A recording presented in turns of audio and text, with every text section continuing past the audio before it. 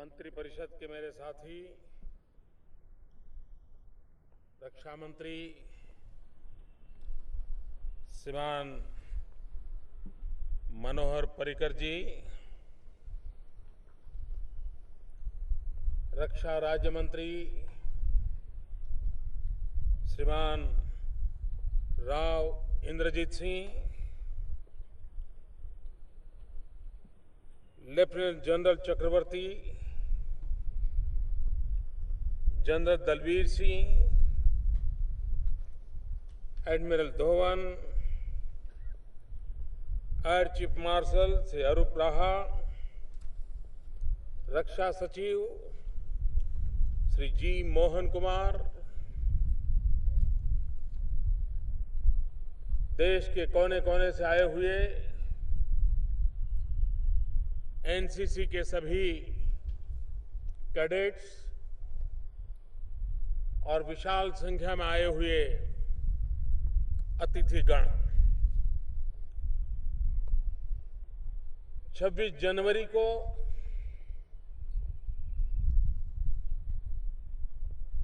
प्रजासत्ताक पर्व का उत्साह और उमंग से हम लोगों ने उसे मनाया और लोकतंत्र के प्रति हमारी श्रद्धा और निष्ठा को, भारत के संविधान के प्रति हमारी आस्था को हमने फिर एक बार संकल्पबद्ध किया। ये वर्ष बाबा साहब आंबेडकर की 125वीं जयंती का भी वर्ष है, जिस महापुरुष ने देश को ऐसा उत्तम संविधान दिया जो महापुरुष जीवन भर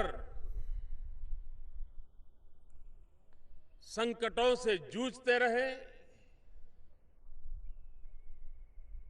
यातनाएं झेलते रहे, उपेक्षा का शिकार हुए, उसके बावजूद भी उन्होंने अपने आप को कभी भी मार्ग से विचलित नहीं होने दिया। बाधाएं आई, संकट आए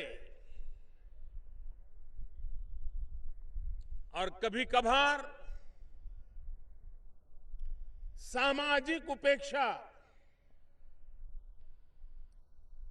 वो इतना गहरा घाव करती है कि जीवन भर सामान्य मानवी उसको भुला नहीं सकता।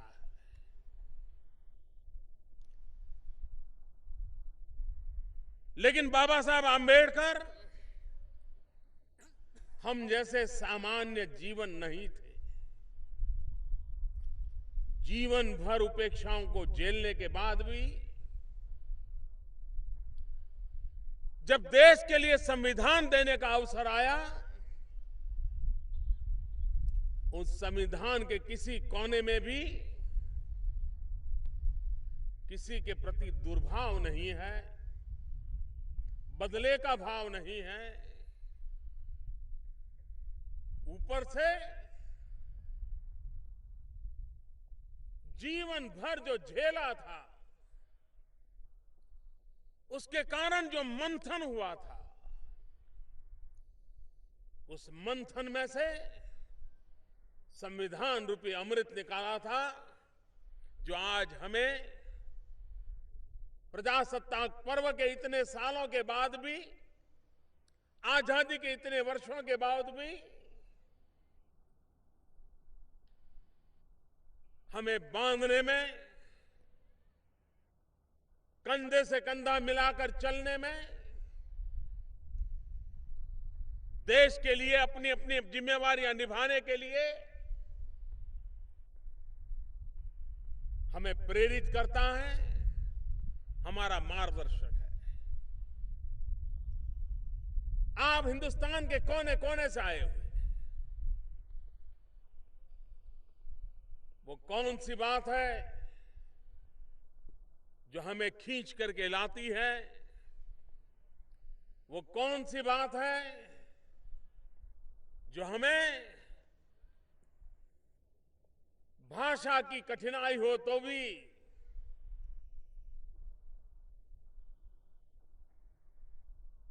वेशभूषा अलग हो, रहन सहन अलग हो, उसके बावजूद भी एकजुट रहने की ताकत देती है? वो है हमारी भारत माता, हमारा तिरंगा झंडा, ये हमारा संविधान और 125 करोड़ देशवासियों के सपने, उनकी आशा, आकांक्षा, इच्छा हमें कुछ करने की प्रेरणा देती है।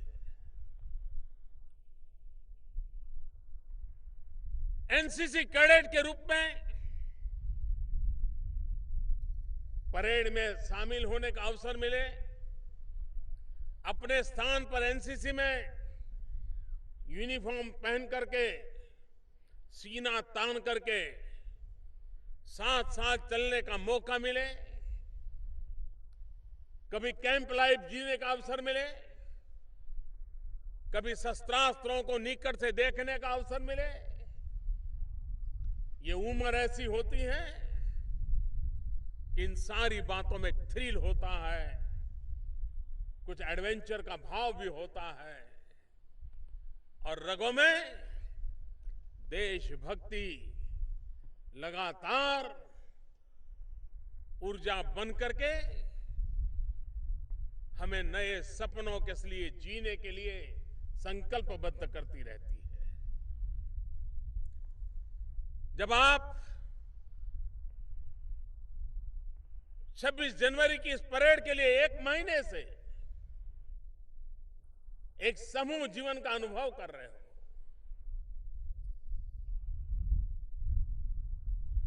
ये तो कठिनाई रहती होगी कि सुबह 3-3:30 बजे उठना, मन करता है इतनी बड़ी ठंड में थोड़ा सा लंबा सो ले, लेकिन जुगल बत्ता है, विसल बत्ती है, चल पड़ना होता है। शुरू के 5-10 मिनट तो ऐसे ही चले जाते हैं, अरे क्या दिन निकलेगा, लेकिन जैसे ही रिदम में आ जाते हैं फिर मन करता है इस रास्ते को छोड़ना नहीं है। और यही जिंदगी की ताकत होती है। कुछ पल भले ही उलझन रहे, लेकिन पल भर में जो अपने आप को संभाल लेता है, मकसद के लिए, मंजिल के लिए अपने आप को आहूत कर देता है, उसे जिंदगी जीने का एक अलग आनंद होता है। आप सभी कैडेट एक समूह जीवन की अनुभूति की है। मैदान में जो सीखा है वो पाया है, आदेश के अनुसार हाथ पैर चलते होंगे, वो डिसिप्लिन की दुनिया एक है। लेकिन उसके बाद अपने नए नए मित्रों के साथ, नए नए साथियों के साथ महीना बिताया होगा, जब आप उससे छोटे छोटे विषयों की जानकारी लेते होंगे, खान पान के लिए पूछते होंगे, रहन सहन के लिए पूछते होंगे, तब आप अपने भीतर धीरे धीरे मां भारती को आत्मसात करते हैं। कश्मीर का बालक जब केरल के बालक के साथ बातें करता है तो मन से कश्मीर और केरल को जोड़ता है, अपनेपन का एहसास करता है, अपना विस्तार होता है। सामूहिक जीवन अहम को वयम की ओर ले जाता है। स्व को समष्टि से जोड़ने का अवसर प्रदान करता है। सामूहिक जीवन एक नई ऊर्जा को जन्म देता है। अकेले अकेले जो अनुभव करते हैं, सामूहिक जीवन में एक नई अनुभूति होती है। और ऐसे ही कार्यक्रमों का माध्यम से एक सामूहिक जीवन जीने का अवसर मिलता है। मैदान में जो सीखते हैं उससे ज्यादा अन्य समय में सामूहिक जीवन से सीखते हैं। और मैं जानता हूं जब आप यहां से विदाई लेंगे वो पल कैसा होगा। कितने होंगे जिनकी आंख में आंसू होंगे। हर किसी को लगता होगा अब फिर कब मिलेंगे। ये अपनापन आया कहां से। जब आप अपने गांव से यहां आने के लिए चले थे महीने भर के लिए, तब न कोई छोड़ने आया होगा, न किसी ने आंसू बहाया होगा, और न ही आपके दिल में चोट पहुंची होगी कि मैं अपने गांव से दिल्ली जा रहा हूं। लेकिन आज दिल्ली से अपने गांव जा रहे हो, अपनों के बीच जा रहे हो, लेकिन कुछ खोया खोया महसूस कर रहे हो। ये जो अपनापन, यही देश की बहुत बड़ी ताकत होती है। इसी ताकत को एक संस्कार के रूप में जीवित रखें। देश के लिए मरने का मौका हर किसी के नसीब में नहीं होता है, लेकिन देश के लिए जीने का अवसर हर इंसान की जिंदगी में होता है। अगर हम जागृत प्रयास करें, हम जिएंगे तो भी देश के लिए, कुछ कर गुजरेंगे तो भी देशवासियों के लिए। जीवन को संकल्पों से, परिश्रम की पराकाष्ठा करके ऐसे जीवन को हासिल करेंगे जो जीवन देश को काम आएगा। और तब जाकर के जीवन का संतोष कुछ और होता है। और इसलिए आज सारे कैडेट जब देश में कोने कोने में वापस जाने वाले हैं, मैं उनको बहुत बहुत शुभकामनाएं देता हूं। और जो यहां माहौल देखा है, उसी माहौल को अपने यहां कैसे पनपाएं। अगर यहां हमने स्वच्छता देखी है, तो स्वच्छता का भाव अपने गांव में कैसे पहुंचाए। अगर यहां हमने देशभक्ति का माहौल देखा है, तो अपने गांव में देशभक्ति का माहौल कैसे बनाए। यहां हमने जो अनुभव किया है, उसका हम विस्तार कैसे करें। इस संकल्प को लेकर के चले। मैं फिर एक बार सभी कैडेट्स को, एनसीसी को, एनसीसी की इस परंपरा को हृदय से बहुत बहुत अभिनंदन करता हूं और आप सबको बहुत बहुत शुभकामनाएं देता हूं। भारत माता की, भारत माता की, भारत माता की। बहुत बहुत धन्यवाद।